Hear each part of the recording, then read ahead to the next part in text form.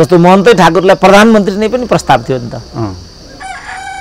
स्वास्नीहरूको रजाइ गर्ने ठाउँ हो डेमोक्रेसी भने। अनि आज हामीले मन्त्रीमण्डल विस्तारमा समय खर्च गर्ने हो, महन्त ठाकुरलाई बोकेर हिँड्नुपर्ने हो आज? त्यो हो प्रश्न। आफ्नो छँदाछँदीको पार्टीलाई विग्रह गर्ने, भाँड भैलो गर्ने, फुटाउने, अनि अरू विभिन्न किसिमका चाहिँ आराम गैरामहरूलाई बोकेर सरकार गठन विघटन विस्तारको कुरा पटक पटक किन? बहुपद नगर, ठुलो क्याबिनेट नबनाऊ भनेर हामीले कतिचोटि भन्यौँ। तर यिनीहरूले तीनजनालाई उप प्रधानमन्त्री किन बनाउनु? मलाई एउटा पनि तर्क दिनुहोस् त। तपाईँ पत्रकार, तपाईँले नै दिनुभयो भने हुन्छ। ल भन्नु न, एउटा आखिरी मन्त्री जसलाई बनाए पनि हुन्छ, फुटपाथमा हिँड्दै गरेकोलाई पनि लगेर मन्त्री बनाइदिए हुन्छ। त्यो हामीले देख्यौँ। अब अहिले नाम लिन पनि डर लाग्छ। डन भए ठाउँमा आयो, गुन्डा भए ठाउँमा आयो, डर लाग्छ नि, हामीलाई बोल्नै डर लाग्छ नि त। यो प्रश्नको उत्तर त हामीले अहिले नखोजे पनि इतिहासले खोज्छ होला नि त। के उत्तर दिनुहुन्छ त उहाँहरूले? धेरै गहिरोसँग घाउ बनिसक्यो क्या। अब घाउ गहिरो भइसकेपछि त्यो खाटाले मात्रै पनि लामो समयसम्म पिरोल्छ। एमाले भित्र त अहिले त मलाई लाग्छ केही नभए पनि 20% मान्छेहरू दुष्प्रवृत्तिका डनहरू, अर्थ प्रयोग गर्नेहरू, यस्ता खालकाहरूको त्यहाँ वर्चस्व होला। त्यो टोटल अवसरवाद र भ्रष्टीकरण हावी छ नि त त्यहाँ। यी लठुवाला यी भिआइपीको नाममा नेपाली जनताको करबाट चलेको राजस्वबाट, ढिकुटीबाट किन बोक्नु पर्ने? मलाई एउटा पनि कारण बताइदिनुहोस् त।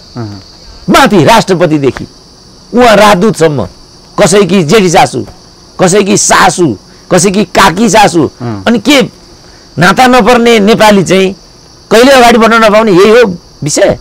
मध्यावधि सिफारिस पठायो सदर, अध्यादेश पठायो सदर, संवैधानिक नियुक्तिको पठायो सदर। राष्ट्रपतिले गर्ने काम यति हो। अनि कानुन मिस्टेक हुन्छ। यदि राष्ट्रपतिको गल्ती छ भने पनि त्यो गल्ती प्रधानमन्त्रीकै हो। विश्वभरिका नेपालीहरूले के भने राष्ट्रपतिले मगन्तेको जस्तो इमेजमा आउनु राम्रो हुँदैन। अब राष्ट्रपतिको गरिमा रह्यो त। अनि हाम्रो नेपालमा चाहिँ कुनै राजनीतिले काम गर्दैन, कुनै सिद्धान्तले काम गर्दैन, कुनै विचारले काम, केहीले पनि काम गर्दैन नि, खालि स्वार्थले मात्रै काम गर्छ। त्यसकारण मैले के भनेको भने केपी ओली परिणाम हुन्, कारण चाहिँ प्रचण्ड माधव नेपाल हुन् भन्ने मेरो यो सैद्धान्तिक व्याख्या हो नि त यो। किनभने प्रधानमन्त्रीसँग अब कुनै शक्ति बाँकी रहेको छैन। नाकाबन्दी नै योजनाबद्ध तरिकाले कथित रूपमा नाकाबन्दीको मञ्चन गरेर अनि त्यसको च्याम्पियनर केपी ओलीलाई बनाउने र हामीहरू जस्ता मान्छे पनि त्यसभित्र राष्ट्रवाद देख्ने, अनि त्यसलाई मलजल गरेर केपी ओलीलाई 2/3 लाउने ल्याउने योजनाहरू छ भन्ने देखिन्छ यहाँबाट। राजाहरू चाहिँ सामान्य थिए, निरङ्कुश थिए, तर उनीहरूले उद्योग खोले नि, पूर्व पश्चिम राजमार्ग खोले नि, कोदारी राजमार्ग हुँदै आयो होइन आज हामीले? यो कोदारी राजमार्ग बनायो नि, चीनसँग जोडे नि, विकल्प दिए नि, नाकाबन्दीको विकल्प यो खोलेको हो नि। त्यसपछि नै राज संस्थाको अन्त्य भएको छ। देउपा त त्यहाँ कुरेर बसिरहेको थियो नि त। स्वागत छ डाक्टर साहब। ल ओके, थ्याङ्क यू। प्रधानमन्त्री केपी शर्मा ओलीले नेकपा एमालेलाई 2075 जेठ 2 भन्दा अगाडि फर्काउन तयार छु भन्ने वक्तव्यले यति बेला नेकपा एमाले भित्र चाहिँ एउटा तरङ्ग पैदा गरेको छ। यसलाई चाहिँ तपाईँले कसरी लिनुभयो? होइन, यो मलाई लाग्छ अलिकति ढिलो भयो पहिलो कुरा त। दोस्रो कुरा त उहाँले आफ्नो विश्वसनीयता खस्काउँदै जानुभएको स्थिति छ। तेस्रो कुरा उनीहरूको योसँग सम्बन्धित झगडा जस्तो मलाई लाग्दैन। यो साधारण स्रोतमाथिको झगडा हो यो उनीहरूको प्रतिक्रिया, अर्को पक्षको प्रतिक्रियाबाट स्पष्ट पनि भइसकेको छ। र उसले के भनेको छ भने जेठ 2 मात्रै पर्याप्त हुँदैन, प्रतिनिधि सभा विघटनमा पनि केपी ओलीले आत्मआलोचना गर्नुपर्छ, यस्तो पनि कुरा उसले भनेको छ। यसबाट यो गहिरो एउटा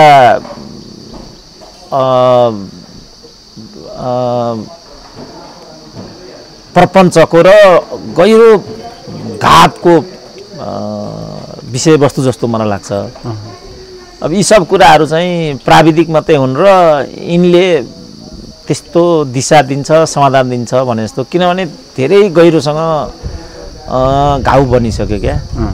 अब घाउ गहिरो भइसकेपछि त्यो खाटाले मात्रै पनि लामो समयसम्म पिरोल्छ।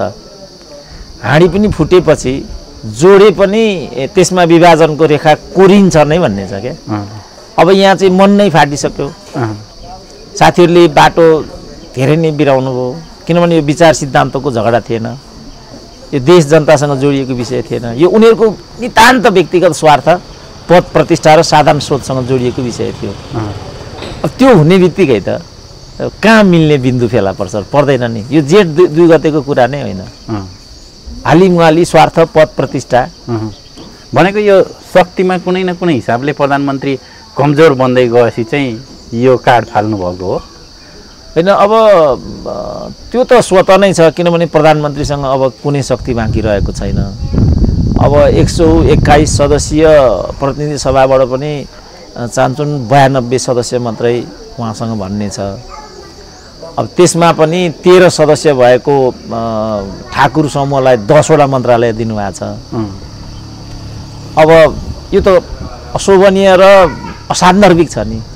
यस्तो गरिकन अनि पद टिकाउनु भनेको आफ्ना साथीहरूलाई पर बनाएर अरू कसैलाई लिएर यसरी राजनीति संरक्षित गर्छु भन्ने कुरा त आफै भ्रामक छ नि त। यसबाट के हुन्छ र? पदभन्दा अरू के छ र यहाँ? के ठाकुर समूहका 10 जनालाई मन्त्री बनाएर नेपाली जनता र केपी ओलीले के पाउनुहुन्छ मलाई भनिदिनु त। यहाँ त केही पनि उपलब्ध हुँदैन नि।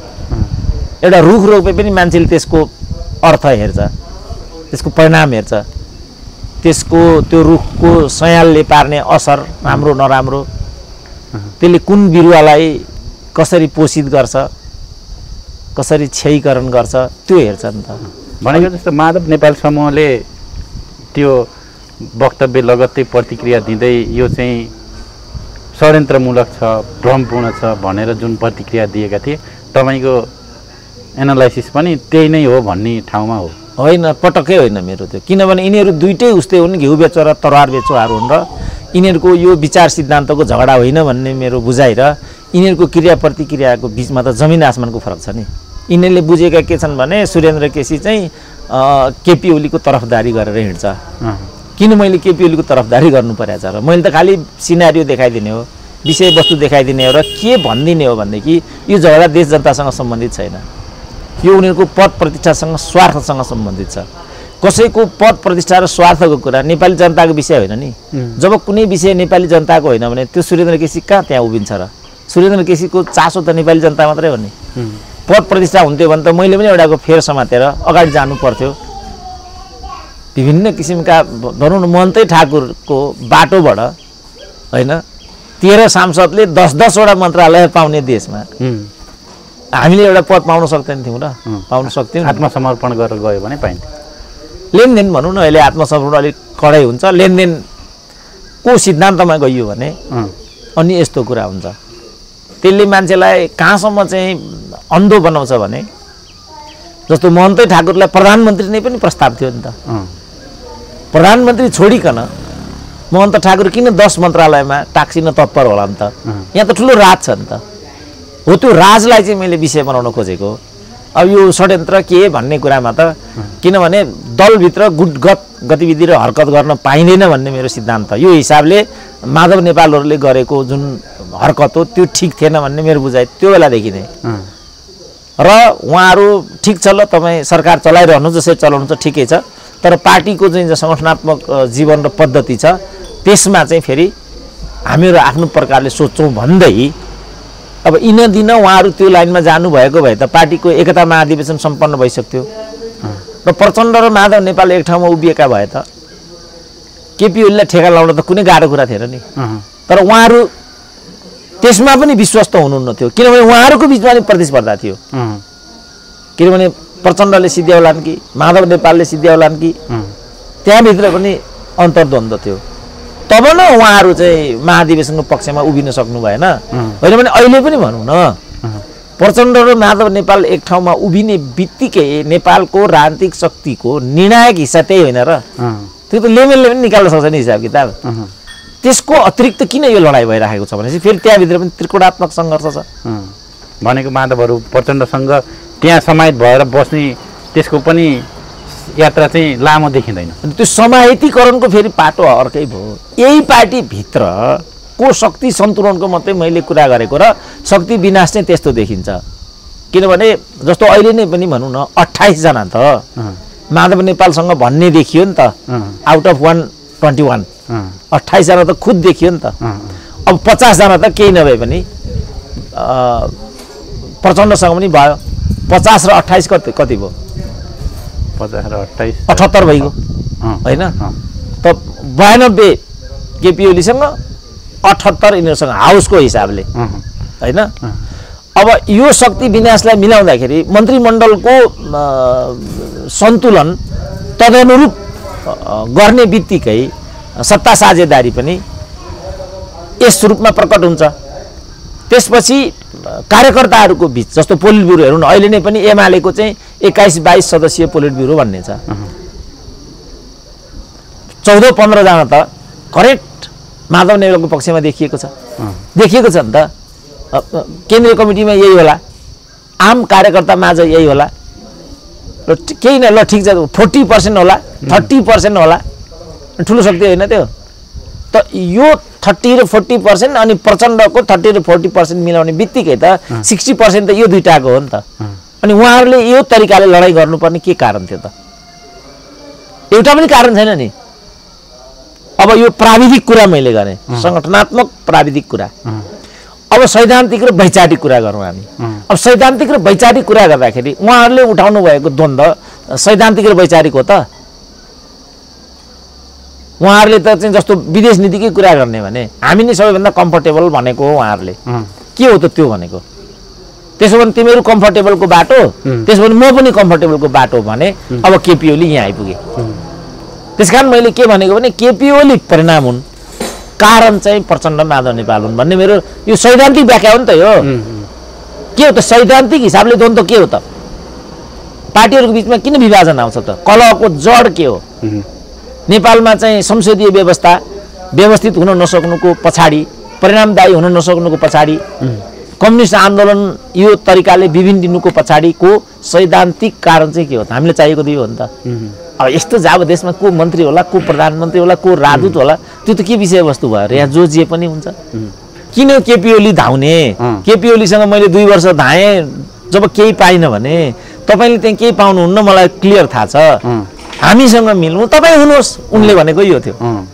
उनीहरू प्रधानमन्त्री बनाउन तयार जे पनि किनभने शक्ति विन्यास पनि त्यस्तै छ अघि मैले भने नि त्यसको अतिरिक्त किन महन्त ठाकुर यो बाटोमा छन् यो आजको प्रश्न हो नि त नेपाली जनताले बुझ्नुपर्ने चाहिँ यहाँ हो महन्त ठाकुर प्रधानमन्त्री छोडेर किन 10 मन्त्रीमा टाक्सिन तत्पर भयो यो इतिहासले भोलि यसको उत्तर खोज्छ भोलि यो चाहिँ अलिकति गम्भीर पनि देखिएको छ यसमा कुनै षड्यन्त्र छ कि जस्तो नेपालमा कम्युनिस्टहरूले भने जस्तो देशी विदेशी तत्त्वको यो कुनै खेल हो कि भने जस्तो यो महन्तहरू चाहिँ 81 चाहिँ केपी ओलीसँग जुन हिसाबले नजिक भयो नि यसको पछाडि के छ होला जस्तो लाग्छ होइन यो 81 छैन यो चाहिँ नाकाबन्दीदेखि नै योजनाबद्ध रहेछ भन्ने देखिन्छ नाकाबन्दी नै योजनाबद्ध तरिकाले कथित रूपमा नाकाबन्दीको मञ्चन गरेर अनि त्यसको च्याम्पियनर केपी ओलीलाई बनाउने र हामीहरू जस्ता मान्छे पनि त्यसभित्र राष्ट्रवाद देख्ने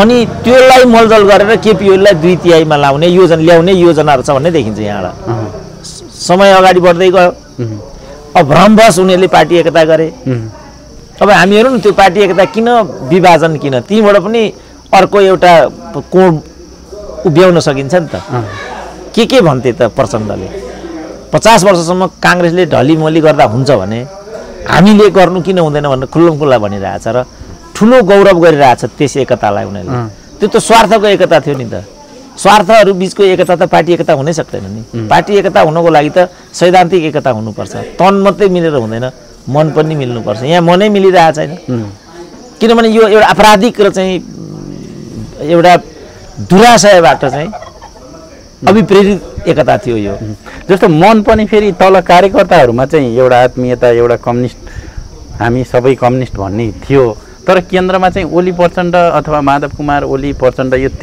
3 जनाको युद्धले चाहिँ सम्पूर्ण पंक्ति नै उनीहरूको मनमा जे आयो त्यही नै एकता भयो उनीहरूको जे मनमा जे आयो त्यहीबाट टुटफुट भयो होइन कार्यकर्ता व्यक्तिवादी भयो कि संगठनले नै नस्वीकारेको त होइन नि त हैन यस्तो कार्यकर्ताको जुन एउटा स्वाभिमान हो र कार्यकर्ता भनेको कसैको कमैया होइन नि त तर देखियो हो यो नै महत्त्वपूर्ण कुरा किन देखियो त कम्युनिस्टको कार्यकर्ता कसैको कमैया हुन सक्छ जस्तो केपी ओलीलाई त्यहाँ पुर्याएको हामीले हो र तिनै कार्यकर्ताले हो नि त त ती कार्यकर्ताले किन केपी ओलीको छनौट गरे? एक, त्यसपछि यदि केपी ओली त्यो पार्टीका नेता हुन् र सङ्गठित सदस्यको बलबाट त्यहाँ पुगेका हुन् भने उनलाई त्यहाँबाट चाहिँ फिर्ता ल्याउने प्रक्रिया के हुन्छ त कम्युनिस्ट पार्टीभित्र? मैले हिजोदेखि भनिआएको के थिएँ भने कम्युनिस्ट पार्टीबाट चाहिँ गुटगत समानान्तर गतिविधि गर्न पाइँदैन। त आँखाको अगाडि भइरहेछ त खुमलटारमा भेट भइरहेछ, कोटेश्वरमा भेट भइरहेछ, डल्लुमा भेट भइराखेको छ। अनि त्यसको विकल्पमा फेरि बालुवाटारमा हुन थाल्यो। पार्टी कार्यालयमा बैठक हुँदैन, घर घरमा बैठक हुन्छ। अनि दुईटै पार्टीका समानान्तर पार्टी कार्यालयहरू जीवन्त छन्, संरचनाहरू जीवन्त छन्, तलसम्म यही चिज छ। नाममा मात्रै उनीहरू एकताबद्ध भएका छन्, तनमा मात्रै उनीहरू एकताबद्ध भएका छन्, मनमा उनीहरूको बिचमा एकतै छैन। अनि तल कार्यकर्ताले के ठाने होला भने यो पार्टी एकतै हो, एकताबद्ध भएरै हामी जानुपर्छ भन्ने तलकालाई लागिरह्यो होला। तर त्यो सब भ्रमजाल मात्रै थियो, किनभने यी सम्पूर्ण संयन्त्रहरू जिउँदै थिए। तपाईँलाई थाहा छ फेरि डाँडाको पार्टी कार्यालय जिउका त्यौँ थियो, धुम्माराईको पार्टी जिउका त्यौँ थियो। प्रचण्ड पार्टीको अध्यक्षको रूपमा दुईटा अध्यक्षको प्रणाली राखिदिए, त्यस्तो हुनै सक्दैन। तपाईँको एउटा साधारण संस्थाको तपाईँकै संस्था सञ्चालन गर्नु पर्यो भने पनि यो संस्थाको मास्टर माइन्ड र फर्स्ट म्यान त एउटै हुन्छ नि। तपाईँ जनै चाहिँ यसमा चाहिँ हामीहरू म यसको कमान्ड हो भन्न थाल्नु भने तपाईँ संस्था कसरी चल्छ? त त्यत्रो पार्टी, तीनटा चारटा नेता, औपचारिक रूपमा दुईटा नेता, बहुपदीय प्रणाली, त्यो कम्युनिस्ट सिद्धान्तभित्र हुनै नहुने कुरा हो। कम्युनिस्टको सङ्गठनात्मक सिद्धान्तले बहुपद हुँदै हुँदैन, बहुविचार हुँदै हुँदैन। त्यहाँ त एकल पद हुन्छ। उत्तर कोरिया भनौँ न, तपाईँ एकजना पनि किम जोङ उन भन्दा परतिर एकजना नेताको पनि तपाईँ नाम लिन सक्नुहुन्न। चाइनामा पनि अलमोस्ट सी जिनपिङकै हस्ती चल्छ। इभन चाहिँ रसियामा तपाईँ पुटिन भन्दा अरूको नाम सुन्नुहुन्न। एन्जेला मार्केलको कुरा यही हो जर्मनीमा। अनि हाम्रो नेपालमा चाहिँ कुनै राजनीतिले काम गर्दैन, कुनै सिद्धान्तले काम गर्दैन, कुनै विचारले केहीले पनि काम गर्दैन नि, खालि स्वार्थले मात्रै काम गर्छ। एउटा ग्याङ्स्टरिजम गर्यो, मिडियाबाजी गर्यो, अन्तर्राष्ट्रिय शक्तिलाई आफ्नो फेभरमा उभ्यायो। भनेको अब जस्तो हिजोको 6 बुँदे प्रस्तावसहितको प्रधानमन्त्रीको जुन वक्तव्य थियो त्यसले चाहिँ अब शर्तहरू पनि छन् केही, सर्वोच्च अदालतमा प्रधानमन्त्रीमा विपक्षी दलका नेतालाई बनाउन भनेर गरेको हस्ताक्षर फिर्ता ल्याउने सम्मका, तिनले चाहिँ अब एक किसिमको तरङ्ग त ल्यायो। फेरि माधव नेपाल समूहमा पनि केही विभाजित गराउने र केही नेताहरूले हाम्रो माग चाहिँ त्यही थियो, हाम्रो उद्देश्य पनि त्यही हो, त्यो ठाउँमा फर्किँदा चाहिँ हामी फेरि एकताबद्ध एमालेको पक्षमा छौँ भन्ने लाइनमा पनि आए। यसले केहीलाई चाहिँ यता आउन, केहीलाई चाहिँ फुट्न प्रेरित गर्छ। ती त आयाराम गयाराम हुन् होइन, त्यस्ता खालका चतुरीहरूको कुरै नगरौँ। त्यस्ता फटाले गर्दा नै वास्तवमा यस्तो भएको छ। जस्तो अहिले चाहिँ झलनाथ खनालले एउटा राम्रो कुरा गरेको छ, हामीहरू बुढा भयौँ, अब हामीहरूबाट चाहिँ यो हुँदैन। अब त्यस कारणले गर्दाखेरि अब दोस्रो पिँढीलाई चाहिँ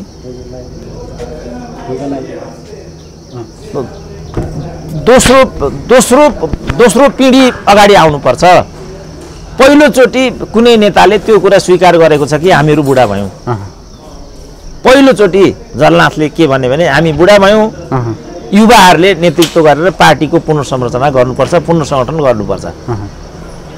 यो एउटा प्रश्न हो नि त। बुढा युवाहरू फेरि दासत्वको कारणले, स्वार्थको कारणले, अरू कारणले, किनभने उनीहरू क्षमता र हैसियतबाट त्यहाँ पुगिराखेका छैनन्। उनीहरू स्वार्थ र लेनदेन गुटबन्दीको आधारमा रातोरात मान्छेहरू नेता भएका छन्। तपाईँ देखिरहनु भएको छ त। त्यहाँ त एमाले भित्र त अहिले त मलाई लाग्छ केही नभए पनि 20% मान्छेहरू दुष्प्रवृत्तिका डनहरू, अर्थ प्रयोग गर्नेहरू, यस्ता खालकाहरूको त्यहाँ वर्चस्व होला। त्यो टोटल अवसरवाद र भ्रष्टीकरण हाबी छ नि त त्यहाँ वैचारिक सैद्धान्तिक भन्ने विषय नै छैन। नत्र भने एकजनाले पनि जुन तपाईँहरू यो अहिले द्वन्द्व गरिरहनु भएको छ यसको के खास कारण हो भन्ने प्रश्न उठाउनु पर्दैन? जनता कोभिडले मरिरहेछ, आज एउटा सुईको लागि म जस्तो मान्छे तडपिनु परेको छ। जनता सडकमा छन्, अरूले सहयोग गरेछन्, सहयोग उठाएछन्, सडकमा लागिरहेछन्, तर नेताहरू चाहिँ चुपचाप बसे। ल हेर्नु त, आवाज पनि दिँदैन। हेर्नु त, अब यी कार्यकर्ता हुन् त यिनीहरू, मैले त कमैयाहरू हुन् यिनीहरू। कम्युनिस्ट कार्यकर्ता यस्तो हुन्छ? कम्युनिस्ट कार्यकर्ता सबभन्दा उच्च स्वाभिमान भएको व्यक्ति मात्रै कम्युनिस्ट हुन्छ, कार्यकर्ता हुन्छ। जनताले आशा गरेका, आशा देखेका, भविष्य देखेका नेताहरू पनि यो विषयमा कोही सुनेका छौँ त हामीले। ल घनश्याम भुषालहरूले, योगेश भट्टराईहरूले कोभिडको लागि दिएको प्याकेज के होला सुन्नु त हामी। के हो त गगन थापाईहरूको पनि के हो त प्याकेज? कोभिडमा के गरिरहेछन् त उनीहरू? मैले भनिहालेँ नि, म जस्तो मान्छेले जो एउटा अन्तर्राष्ट्रिय एउटा पहिचानको मान्छे हुँ म, मैले एउटा कोभिडको सुईको लागि तडपिनुपर्छ भने अनि गाउँको चेपाङको के अवस्था होला ल भनिदिनु त मलाई। तपाईँलाई दोस्रो डोज लाउन पाउनु भयो? ल हेर्नु त, मैले धेरै ठाउँमा हार गुहार गर्नु बाबा। अनि भनेपछि आम मान्छेको के अवस्था होला त? जस्तो अब यही कोभिडकै थोरै अलिकति जोडेँ मैले। यही अब कार्यक्रम गर्न लाखौँ करोडौँ खर्च गरेर मञ्चहरू बनाएँ, के गरेँ। आज जनता बिरामी भए, केही महिना अगाडि, केही दिन अगाडि भनौँ, काठमाडौँमा बेड पनि नपाउने स्थिति, आइसोलेसन पनि बस्न नपाउने स्थिति भयो। भेन्टिलेटर त कतिले पाएनन्, ज्यान गुमाए, अक्सिजन पाएनन्।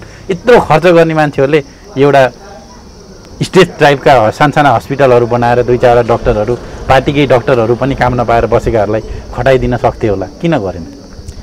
उनीहरूको प्रतिबद्धता छैन भन्ने देखिन्छ। सिद्धान्तप्रति, विचारप्रति, देश जनताप्रति प्रतिबद्धता छैन भन्ने नै यहाँ देखिन्छ।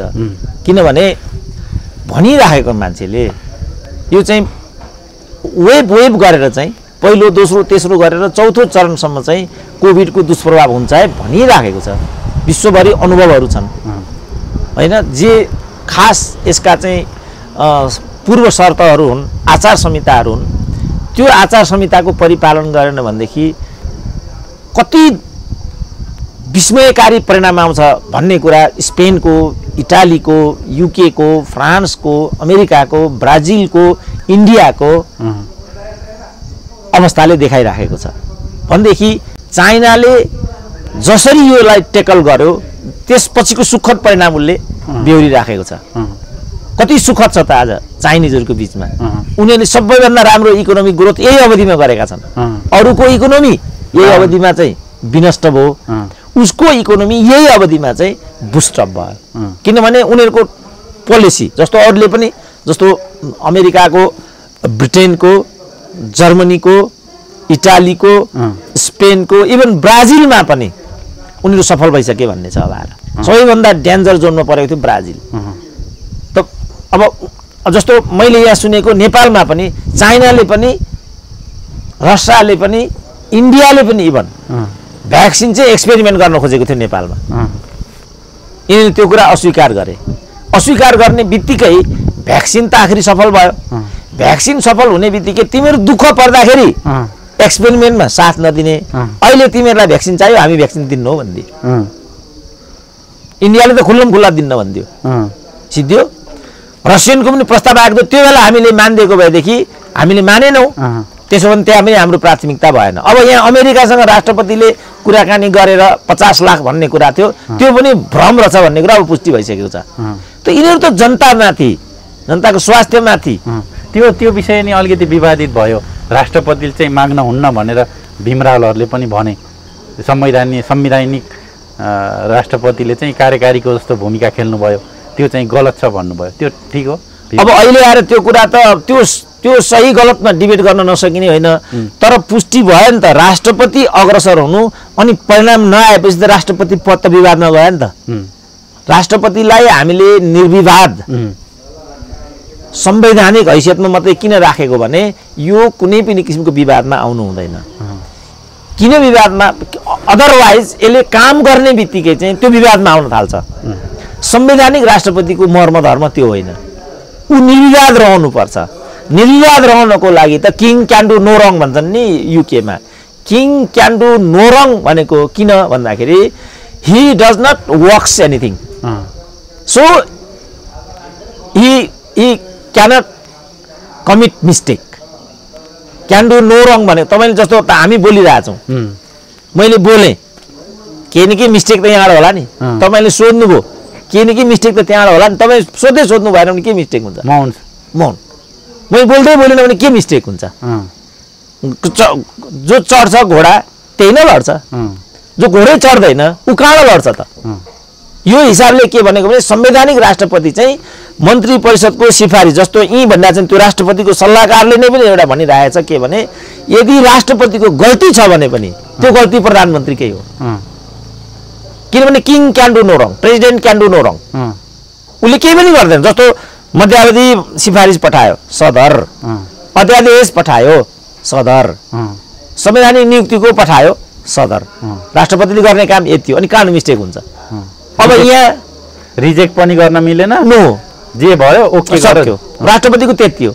केही उनलाई यताउता गर्ने हो भनेदेखि यसलाई पुनर्विचार गर भन्ने राष्ट्रपतिको संवैधानिक हकदैया हुन्छ। और म यो सर्वोच्च अदालतसँग सोध्छु, सर्वोच्च अदालतले जे दिन्छ सदर, राष्ट्रपतिले यसमा चाहिँ पुनर्विचार गर्नु उचित हुन्छ भन्ने दियो भनेदेखि पुनर्विचार गर्नुपर्ने सर्वोच्चबाट राय आयो भन्नाले पुनर्विचारार्थ मैले यो मन्त्री परिषदमा प्रेषित गरेको छु भन्ने हो। यो संवैधानिक पदको गरिमा यति माथि हुने हो कि पुनर्विचारार्थ पठायो भन्नुको अर्थ इट इज रिजेक्टेड। बाबु यो अलिकति मिलेन कि मैले भने सिधै नो रिजेक्ट, यस नो रिजेक्ट, तर एक्चुअली रिजेक्ट। संवैधानिक मर्म धर्म भनेको चाहिँ यो। अब तपाईँ केही मान्नुहुन्न भने के उपाय छ? जस्तो तपाईँ हाम्रो प्रश्न उत्तर भयो, बाबु यो प्रश्न अलिकति व्यवहारिक हुँदैन कि now you have to silent, किनभने यो डाक्टर साहबलाई यो प्रश्न मन परेन। अब यहाँ त कस्तो छ, अब देखिहाल्यो हाम्रो मन्त्रीहरूको नेताहरूको। हिजो पनि मैले एउटा कहाँ सुनिरहेको थिएँ, बिचमै भड्केर एउटा हाम्रो किशोरै नेपाल अगाडि पत्रकारमा पनि यो समस्या हो कि क्या? मैले आफै देखेको चाहिँ होइन, तर मैले सुनेको किशोर नेपाल उठेर हिँड्यो। मैले सुनेको मात्रै, सोसियल मिडिया त भरलाग्दो छैन अहिले। यदि यो आधिकारिक हो भनेदेखि किशोर नेपाल पनि चित्त बुझ्दो प्रश्न आएन, जुरुको उठे हिँडे। अब नेताहरू त यो गर्छन् नै गर्छन्। त किन भन्दाखेरि यो मर्म धर्मको लक्ष्मण रेखालाई मानिएन भने आइलाग्ने दुष्परिणाम हो यो। त्यसकारण राष्ट्रपतिले जे राष्ट्रपतिको आखिरी भनौँ न, अघि पनि मैले भने नि, अब राष्ट्रपतिले त्यो प्रस्ताव पठाइन्, प्रोपोगेन्डा पनि भयो। यहाँका चाहिँ हटारूहरूले के भने भनेदेखि राष्ट्रपतिले प्रयास गरेर युगान्तकारी काम गर्नुभयो, अब राष्ट्रपति अगाडि आउनुभयो, कत्रो गौरव छ उनीहरूलाई। अब 24 घण्टा पछाडि चाहिँ 50 लाख डोज आयो भन्ने कुरा हो, अर्को 12 घण्टा नबित्ते त्यो होइन भन्ने कुरा हो। अब राष्ट्रपतिको गरिमा रह्यो त? विश्वभरिका नेपालीहरूले के भने राष्ट्रपतिले मगन्तेको जस्तो इमेजमा आउनु राम्रो हुँदैन। अब यो विषय भन्दा नि अब यो जुन अहिले मन्त्री परिषद गठन भएको छ नि, यो पनि अलि असंवैधानिक अथवा विश्वास गुमाइसकेका प्रधानमन्त्रीले गरेको नियुक्ति भनिएको छ। यो पनि अब त्यति विवादित बन्यो लामो समय नबित्दै। यो चाहिँ नयाँ मन्त्री परिषदमा तपाईँले भने जस्तो 13 जना मध्ये 10 जनालाई मन्त्री बनाइदिनु भयो प्रधानमन्त्रीले, होइन? यसलाई चाहिँ तपाईँले यो मन्त्रीमण्डल अहिलेको जुन बनेको छ, उता जसपाबाट राजेन्द्र महतोको नेतृत्वमा जुन एउटा टिम आयो, त्यो नेतृत्वकर्ता नै विवादमा आउनुभयो। यसलाई चाहिँ तपाईँले कसरी लिनुभएको छ? जुन राजेन्द्र महतोले नेपाल चाहिँ बहुराष्ट्रिय राष्ट्र हो र त्यसको लागि हामी प्रयास गरिन्छ भनेर भन्नुभयो भन्ने कुराहरू पनि आए। यद्यपि त्यसलाई उहाँले चाहिँ एउटा विज्ञप्ति मार्फत त्यसलाई चाहिँ बङ्गाइयो भन्ने कुराहरू पनि आए। तर त्यो भिडियो चाहिँ सार्वजनिक मिडियाहरूमा पनि छ, त्यसलाई चाहिँ के भन्नुहुन्छ? यो त अब जस्तो संविधानको धारा 3 भनेको छ राजेन्द्र महतोले, त्यसमा चाहिँ नेपाल बहुभाषी बहुधर्मी राष्ट्र हो भनेर नै परिभाषित गरिएको छ। त्यो त पृथ्वीनारायण शाहका पालादेखि नै नेपाल बहुजातीय बहुभाषिक होइन, उनीहरूले त्यो कुरालाई मानेनन् नि। पृथ्वीनारायण शाहले सबै जातको फुलबारी हो भने त्यसको सार चाहिँ त्यही हो, नेपाल चाहिँ कसैको पनि होइन सबैको हो। तर यो प्रश्न चाहिँ के हो भने यो जुन किसिमको नेपालको एउटा जातीय संरचना छ र स्वरूप छ, विभिन्न जाति जनजातिको आउने जुन प्रक्रिया छ, यो प्रक्रिया कस्तो छ त भन्ने प्रश्न हो यो। अब यसमा चाहिँ नेताहरूले सुविचारित ढङ्गले यसको व्याख्या र विवेचना गर्नुपर्ने हुन्छ। त्यो अनुसार चाहिँ समाजलाई नेतृत्व पहल कदमी लिनुपर्ने हुन्छ। अब यहाँ त्यसको अभाव छ, किनभने यहाँ अब राइट मेन राइट प्लेस पनि छैन हैन 8 क्लास पढेको व्यक्ति अर्थमन्त्री हुन्छ 9 क्लास पढेको परराष्ट्र मन्त्री हुन्छ +2 गरेको राष्ट्रपति हुन्छ उनीहरूले बुझ्दैनन् नि यो कुरा अहिले भन्यो भने रिसाइहाल्छन् किनभने चाँडो रिस उठ्छ नेपालीहरूलाई किन लिटल माइन्ड इज डेन्जरस भन्छ नि जसको बुद्धि कम हुन्छ उसलाई के लाग्छ भने म सबभन्दा जान्ने भन्ने लाग्छ तर त्यो भ्रम हो नि पहिलो कुरा त ज्ञानी कोही पनि हुँदैन दोस्रो कुरा कम ज्ञान भएको मान्छे बढी अभिमानी हुन्छ त उनीहरूले भन्नुपर्छ कि जस्तो अहिले यो परराष्ट्र मन्त्रीमा एउटा इन्जिनियरलाई ल्याएर राखे यिनीहरूले उनले चाहिँ हात उठाए मेरो यो विषय होइन म केही जान्दिनँ अब म बुझ्ने प्रयास गर्छु इत्यादि जस्तो एकजनालाई यिनीहरूले नि राजदूतमा नियुक्ति गरे स्कुलको टिचर कि यस्तै के थिइन् उनले के भने सबै जान्ने मान्छेहरूको नियुक्ति कहाँ भएको छ हामी पनि सिक्छौँ सिकेर अगाडि बढ्छौँ एक हिसाबले सिकेर अगाडि बढ्छौँ भन्ने कुरा नट ब्याड तर स्कुलको टिचरलाई राजदूत कतिको उपयुक्त हुन्छ सिभिल इन्जिनियरलाई राजदूत कतिको उपयुक्त हुन्छ उनले फरेन पोलिसीमा एउटा लेख लेखेको हुनुपर्छ कि पर्दैन पिएचडी नै गरेको हुनुपर्छ म भन्दिनँ किनभने पिएचडी गरेको युवराज खतिवड़ालाई पनि हामीले देख्यौँ त्योभन्दा त अहिलेको 8 क्लास पढेको अर्थमन्त्री हरेक दृष्टिकोणले निर्विवाद देखिए त्यो त हामी देखिरहेछौँ नि यिनले नै बनाएको बजेट युवराज खतिवड़ाको भन्दा त अब्बल भनेर जम्मैले भने अब मैले होइन भनेर पनि भएन नि यो 2 वर्ष यिनले नै बनाउन पाएको भए देश अर्कै ठाउँमा पुग्थ्यो भन्ने आकलन पनि छ फेरि अब त्यो त जे त होला तर निर्विवाद कम विवादित त भयो नि यो त सत्य कुरा हो नि कदम कदममा युवराज खतिवड़ा विवादित भयो यो पनि सत्य कुरा हो त्योभन्दा पनि सत्य कुरा के भने फेरि सबैभन्दा बढी प्रमोसन यिनै युवराज खतिवड़ाको भयो किन यस्तो हुन्छ त यो देशमा भन्ने प्रश्न हो नि त अब अहिले यहाँ चाहिँ भनौँ न अब हामीले बहुपद नगर ठुलो क्याबिनेट नबनाऊ भनेर हामीले कतिचोटि भन्यौँ तर यिनीहरूले तीनजनालाई उप प्रधानमन्त्री किन बनाउँ मलाई एउटा पनि तर्क दिनुहोस् त तपाईँ पत्रकार तपाईँले नै दिनुभयो भने हुन्छ अरूलाई म यो प्रक्षेपण गर्छु नेपालमा अहिले 3टा उप प्रधानमन्त्री किन आफ्नो छँदाछँदीको पार्टीलाई विग्रह गर्ने भाँड भैलो गर्ने फुटाउने अनि अरू विभिन्न किसिमका चाहिँ आराम गैरामहरूलाई बोकेर सरकार गठन विघटन विस्तारको कुरा पटक पटक किन खालि एउटा प्रधानमन्त्री पदको लागि यो सब किन भन्ने प्रश्न आयो नि त यो प्रश्नको उत्तर त हामीले अहिले नखोजे पनि इतिहासले खोज्छ होला नि त के उत्तर दिनुहुन्छ त उहाँहरूले जस्तो अपरिहार्य कारणले कहिलेकाहीँ कतिपय यस्ता कुराहरू जस्तो हिजै पनि शेरबहादुरले चाहिँ 67 सदस्यसम्म क्याबिनेट बनाए तपाईँलाई एउटा इन्ट्रेस्टिङ तथ्य अमेरिकामा फ्रान्समा चाइनामा भारतमा पनि तर कहीँ पनि 300-400 भन्दा बढी भिआइपीहरू निर्दिष्ट हुँदा कहीँ पनि अमेरिका फ्रान्स युकेदेखि इन्डियासम्म कहीँ पनि तर नेपाल मात्रै यस्तो देश हो जहाँ 4200 भिआइपी छन् कसरी धान्ने भन्नु त हामीले 1 2 किन धान्नु पर्ने हो यी लठुवालाई भिआइपी को नाममा नेपाली जनताको करबाट चलेको राजस्वबाट ढिकुटीबाट किन बोक्नु पर्ने मलाई एउटा पनि कारण बताइदिनुहोस् त यो त कुनै राजनीतिको मर्मधर्म होइन नि त राजनीति यहाँ लागेका जति सांसद बने राजनीति यहाँ लागेका जति मन्त्री बने पूर्व भए भिआइपी भए बसे हैन अनि हामीले अब जबकि प्रत्येक नेपाली जन्मिँदै 52,000 को ऋणी हुन्छ अहिले 11.5 खरबको ऋण भइसक्यो हाम्रो अझ 11.5 त व्यापार घाटा ऋण त 15 खरबको भइसक्यो हाम्रो हामी 15 खरबले ऋणी हुने अनि तपाईँ भिआइपी को नाममा हामी माथि शासन गर्ने यो देश लुट्ने अनि कम्युनिस्ट के भन्छन् नि यहाँ यी सब कोही कम्युनिस्ट सब ठग हुन् भन्ने मैले निष्कर्ष निकालेको त्यहाँबाट यदि एउटा पनि कम्युनिस्ट छ भने यो के हो भन्नु पर्दैन हामी चाहिँ मगन्ते भइसक्यौँ जन्मिँदै 52,000ले ऋणी भइसक्यौँ बन्द व्यवसायलाई हेर्नु त 96% आयात हुँदो रहेछ 4% मात्रै निर्यात हुँदो रहेछ हाम्रो त्यही कारण व्यापार घाटा उहाँ 12 खरब भएको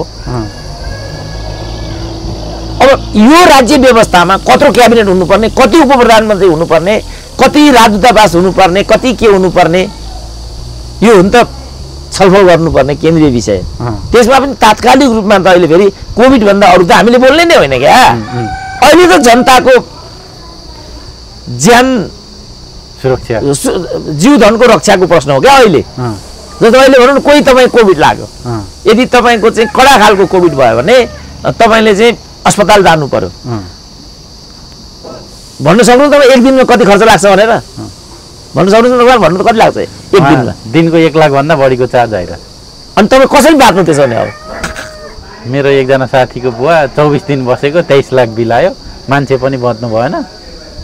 ल अनि आज हामीले मन्त्रीमण्डल विस्तारमा समय खर्च गर्ने हो, महन्त ठाकुरलाई बोकेर हिँड्नुपर्ने हो आज? त्यो हो प्रश्न।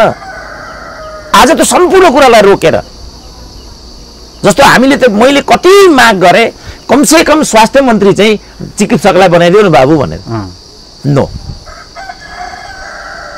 अनि यो नेपाली जनताको विषय हो। ल भन्नु न, एउटा आखिरी मन्त्री जसलाई बनाए पनि हुन्छ, फुटपाथमा हिँड्दै गरेकोलाई पनि लगेर मन्त्री बनाइदिए हुन्छ, त्यो हामीले देख्यौँ। नबनाए उनीहरू एउटा स्वास्थ्य मन्त्री त एउटा हाम्रो पार्टीको मेरो पार्टी मैले भनेको मान्छे बनाइदियो पनि भन्ने कुरा भएन। बनाइदिए त हुन्थ्यो, सुन्दरमणिलाई बनाइदियो भनेर मैले कतिचोटि भने हो। त उनकै पार्टीभित्र पनि डाक्टर एउटा छैन होला, त त्यसलाई स्वास्थ्य मन्त्री बनाइदिए के हुने हो? कख नजानेको मान्छेलाई स्वास्थ्य मन्त्री बनाइदिने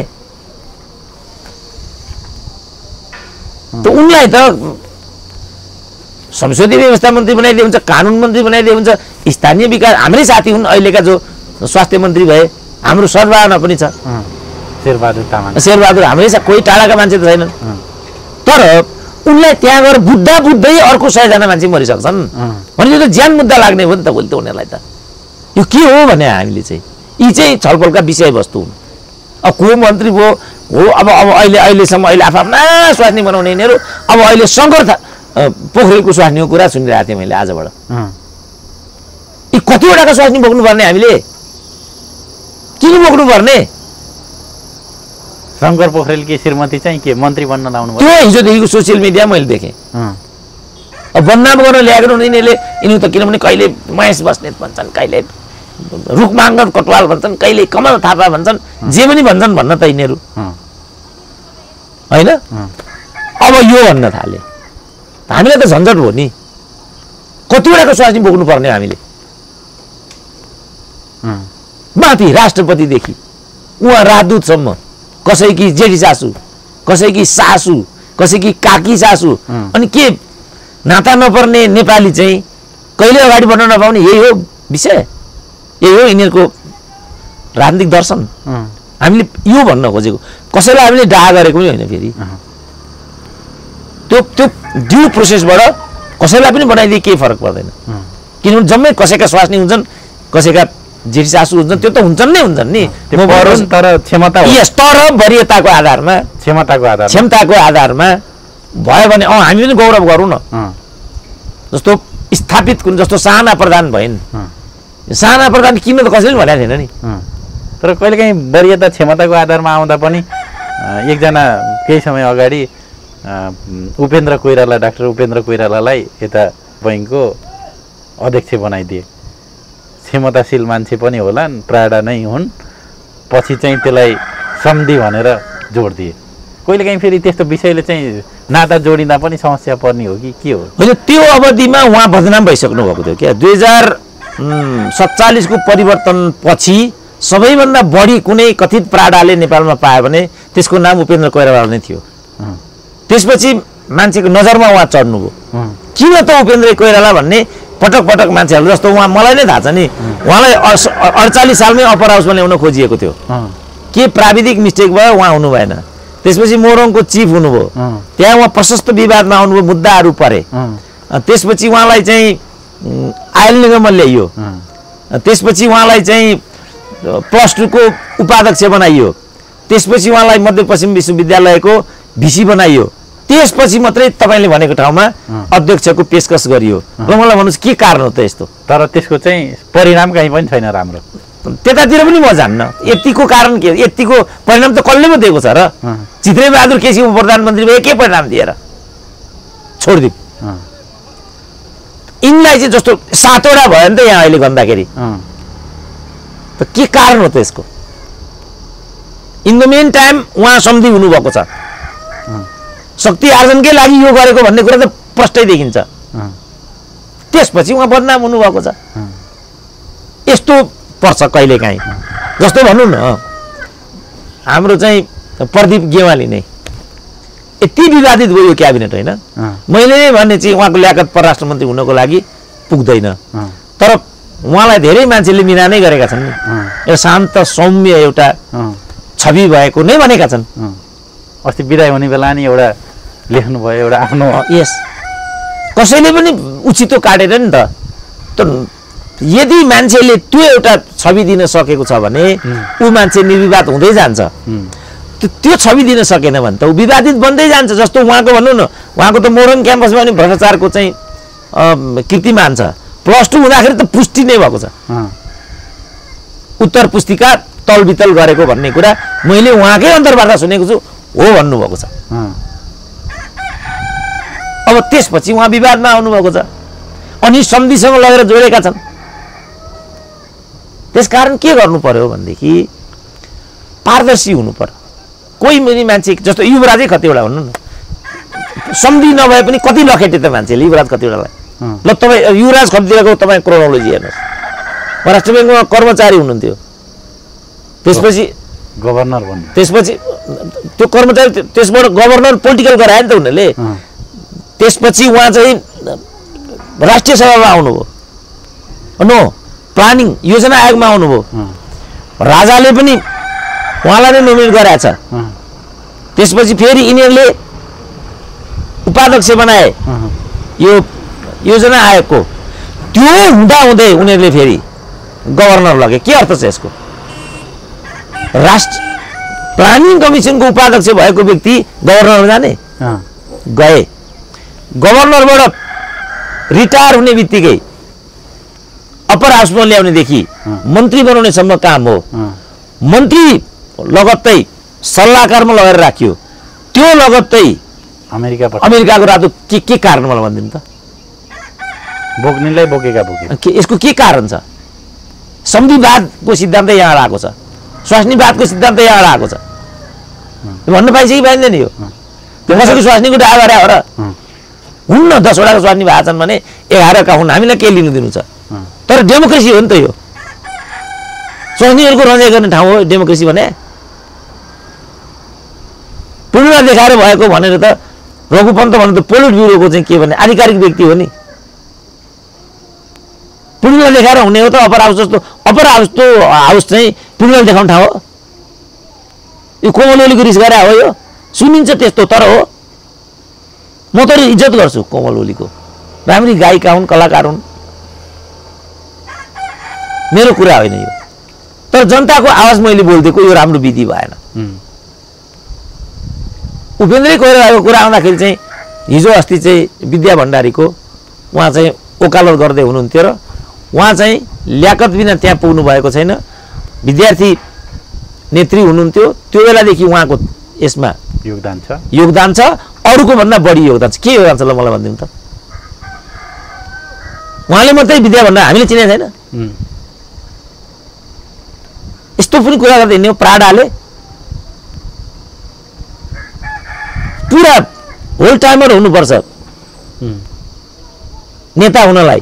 होल टाइमर 1 पहिला होल टाइमर हुनु पर्यो, त्यसपछि भूमिगत राजनीतिक पृष्ठभूमि हुनु पर्यो, त्याग बलिदान हुनु पर्यो, अनि मात्रै त्यो नेता हुन्छ। अब विद्या भण्डारी भए ठाउँमा होल टाइमर छ लाइफ उहाँको, भूमिगत हुनु भएको छ उहाँ पनि मदन भण्डारीको श्रीमती भएरै त्यहाँ पुग्नु भएको छ। अब श्रीमतीभित्र पनि सामाजिक न्याय चाहिन्छ। जीवराजको श्रीमतीको के अवस्था छ त? द्रोणाचार्यको श्रीमती कहाँ छिन्? तपाईँले चिन्नु भएको छ? रामप्रसाद दाहालकी श्रीमती कहाँ छिन्? विश्वेश्वर दाहाल कहाँ छिन्? त्यहाँ किन न्याय भएन पो भने? विद्या भण्डारीले डाहा गरे हो र हामीले? त्यसको आधार के हो पो त भने? अष्टलक्ष्मीको कति योगदान हो, विद्या भण्डारीको कति योगदान हो, त्यो पो भने त हामीले त। अब त्यही कुरा बिग्रिँदै बिग्रिँदै बिग्रिँदै अब अहिले नाम लिन पनि डर लाग्छ। डन भए ठाउँमा आयो, गुन्डा भए ठाउँमा आयो। डर लाग्छ नि, हामीलाई बोल्नै डर लाग्छ नि त। ठोकिदिने हो कि भोलि आफैलाई बाजा बिच बजारमा? डराउनु पर्ने हामीले नेताहरूबाट, आफ्नै मन्त्रीबाट हामीले डराउनु पर्ने? यही हो कुरो। हामीले उठाएको आवाज यो हो। यो कसैको स्वास्नीको विरुद्ध लक्षित पनि छैन, महिला अस्मिताको अपमान पनि यो होइन, मूल्य चाहियो भन्ने आवाज हो यो, जसलाई टेकेर हामी अगाडि जान्छौँ। डेमोक्रेसी आइकन कम्युनिस्ट पार्टीको चाहिँ विचार सिद्धान्तको चाहिँ भन्नेमा गौरव गर्न पाउन हामी, हाम्रो चाहिँ यो हो माग। अब साथीहरूले कसरी बुझेका छन् त्यो म जस्तो यही भनौँ न, गङ्गा थारूले हाउसमा चाहिँ राष्ट्रियता र नागरिकताको विषयमा मुखर आवाज दिन्। अब यिनले चाहिँ तिनलाई नै लगेर मन्त्री बनाउनु पर्ने किन? यस्तो बेलामा गङ्गा थारूलाई कस्तो लाग्दो? मरेको जिन्दगी भएन गङ्गा थारूको, के को लागि त आज यो छानी छानी यस्तै मान्छेलाई यिनीहरू किन मन्त्री गराउँछन्? किन युवराज खतिवडाहरूलाई यिनीहरू पटक पटक प्रवर्तन गर्छन्? किन उपेन्द्र देवकोटा मात्रै? Why not others professor? यो पो आवाज हो त। हामीले उपेन्द्र देवकोटालाई कोइरालालाई निषेध गर्न खोजे हो र? वाइ वानली हि पो भने त हामीले, अर्को चाहिँ त्याग बलिदान छैन भने। मोहनचन्द्र अधिकारीको चाहिँ त्याग छैन यसमा। अरू नेताहरू जसले चाहिँ जेलले खाएका छन् उनीहरूको चाहिँ स्थान कोही त भनेको? यिनीहरू किन भनेर हामीले भनेकै होइन नि, किन यिनीहरू मात्रै भनेका हामीले? अब यो अदालतमा चाहिँ गम्भीर प्रश्नहरू उठे, लोकसेवा आयोगमाथि प्रश्नहरू उठे, प्रधानमन्त्री आवास गृह चाहिँ विचलन गरेर खाइयो। यो सबै असफल राष्ट्रको सङ्केत हो नि त।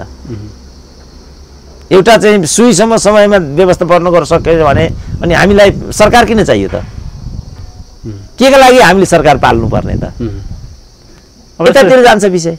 यो सरकार बिदा भएर फेरि अर्को सरकार आयो अथवा देउबालाई अहिले जुन खालले प्रधानमन्त्री बनाउन हस्ताक्षर गरेर सर्वोच्च अदालतमा रिट हालिएको छ, फेरि देउबा प्रधानमन्त्री बनेर आउँदा पनि नेपाली जनतामा त खास उत्साह त केही हुँदैन। अनि देउबालाई त हामीले सबभन्दा बढी प्रधानमन्त्री बेहोरिसकेका हौँ नि।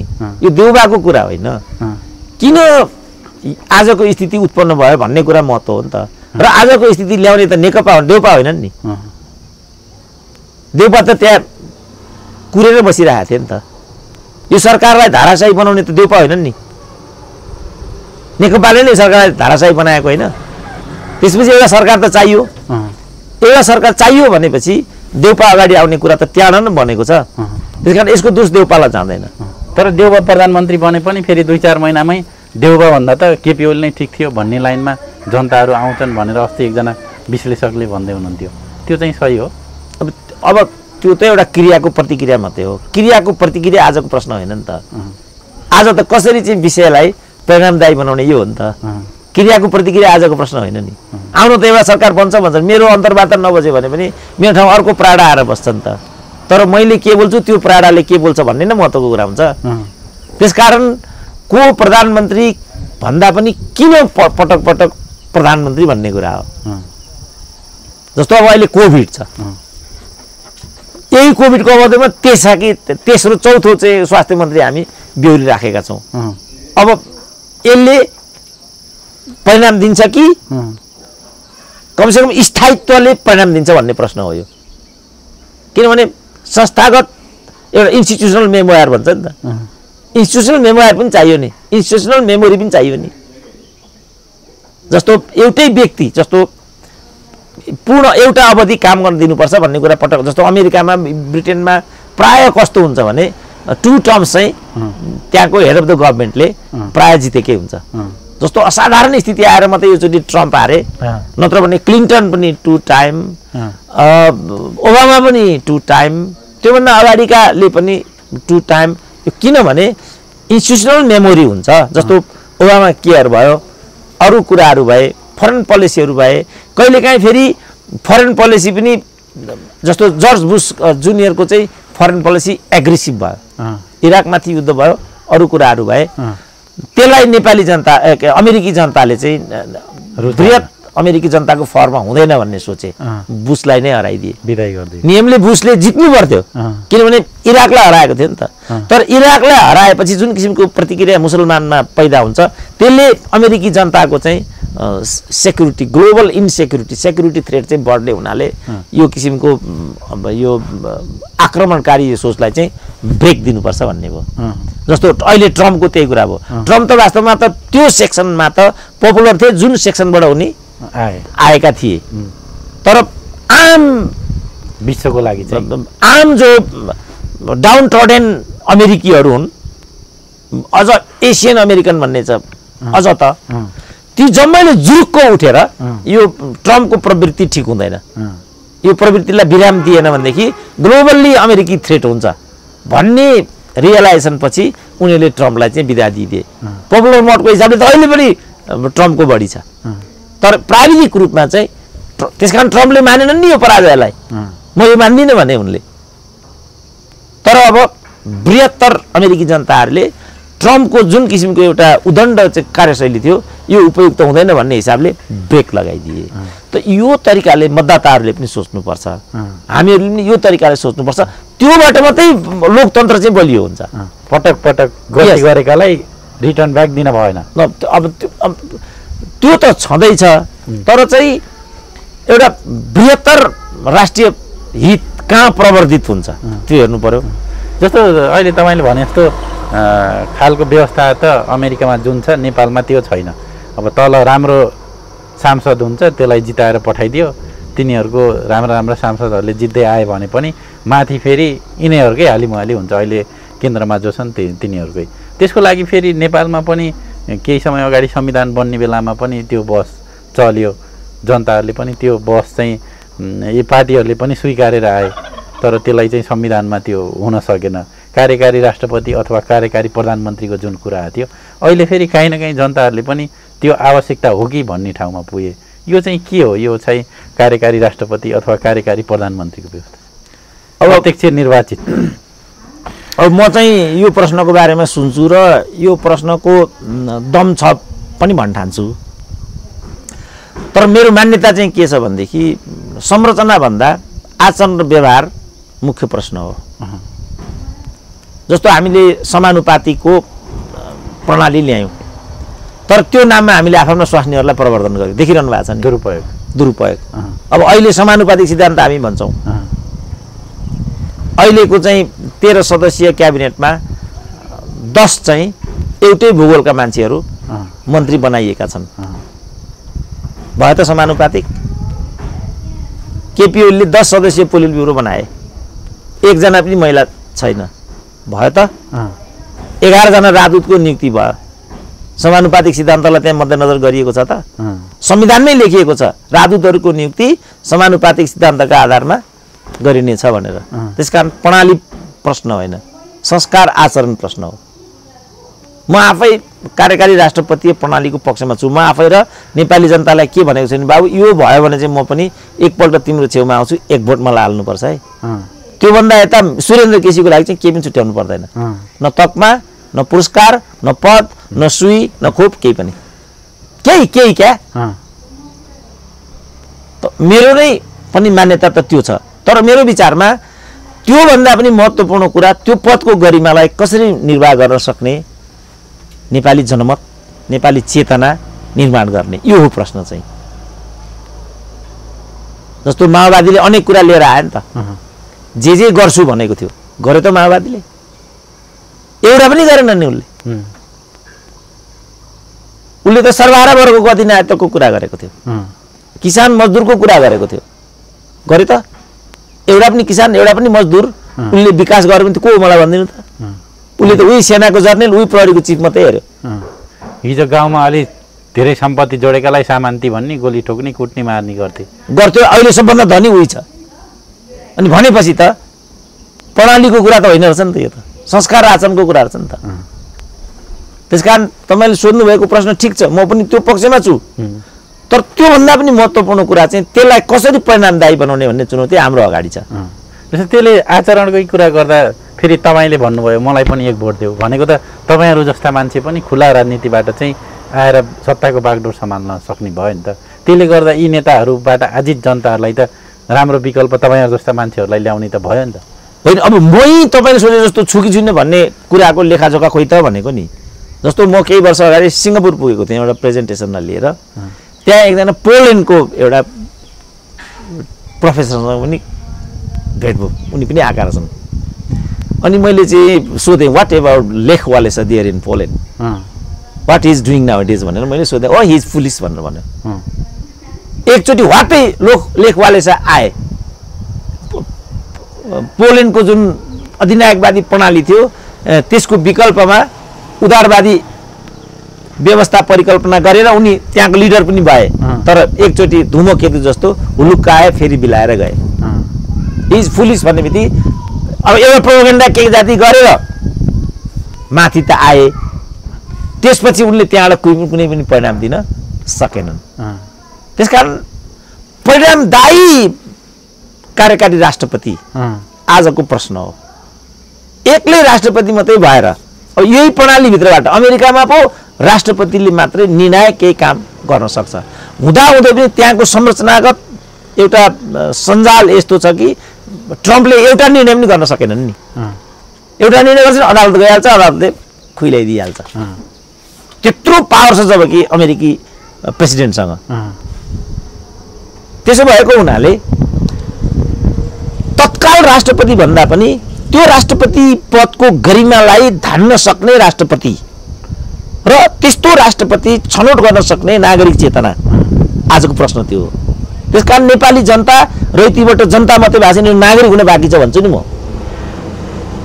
नागरिकले मात्रै मैले कर तिरे नतिजा किन मेरो भागमा आउँदैन भन्ने प्रश्न उठाउन सक्छ। नागरिकले मात्रै एउटै क्याबिनेटमा 3 जना डिपिएम किन भन्ने प्रश्न म मात्रै उठाउन सक्छु नि, आम मान्छेले उठाउन सक्दैन नि। एउटा क्याबिनेटमा आजको संक्रमणकालीन अवस्थामा किन 3टा उपप्रधानमन्त्री ल भनिदिनु त मलाई। एउटा पनि कारण छ भने त्यो के हो मलाई भनिदिनु त। एउटा पनि कारण छैन नि। त्यसकारण तात्विकता आजको महत्त्वपूर्ण प्रश्न हो। समानुपातिकता पनि प्रश्न त हो नि। समानुपातिकता हाम्रो जस्तो चाहिँ बहुल समाजमा समावेशीताको तर्क तुक त छ नि, तर आफ्नो स्वास्नी लाने भने त्यो समावेशिता किन चाहियो भन्नु त। यिनका स्वास्नीलाई व्यवस्थापन गर्न समानुपातिक